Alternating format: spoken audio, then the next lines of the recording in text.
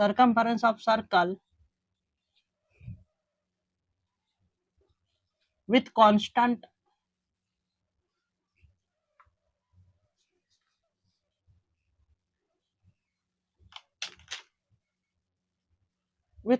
speed। अब यहाँ पर देखो यूनिफॉर्म सर्कुलर मोशन हम किसे कहेंगे, when a particle move along the circumference, यानी पार्टिकल क्या होगा, सर्कमफेरेंस क्या अलोंग क्या हो जाएगा, मूव होगा, उसे हम क्या करेंगे, सर्कुलर मोशन तक कहेंगे, हमने पहले देखा। लेकिन हम यूनिफॉर्म सर्कुलर मोशन हम किसे कहेंगे कि वो सर्कमफेरेंस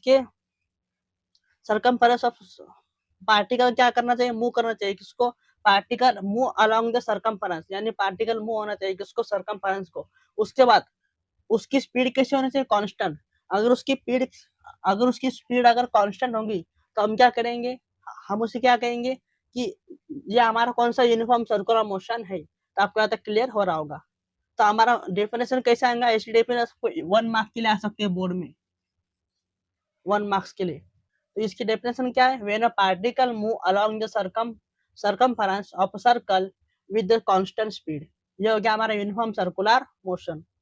अभी इसका हम देखेंगे डायग्राम।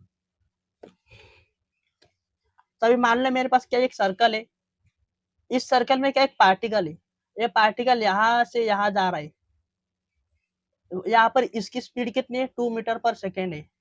फिर यहाँ से यहाँ पर आ रहा है वो पार्टिकल, तो उसकी स्पीड यहाँ पर कितनी है, 2 मीटर पर सेकेंड है। फिर यहाँ से यहाँ पार्टिकल आ रहा है, तो उसकी स्पीड कितनी है, 2 मीटर पर सेकेंड है।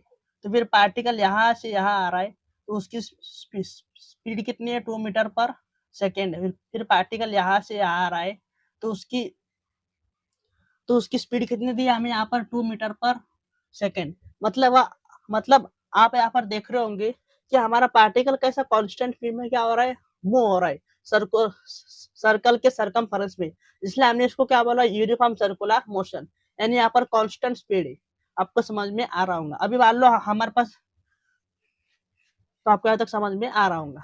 अभी इसके बाद देखिए हम नॉन यूनिफॉर्म सर्कुलर मोशन क्या होता है। तो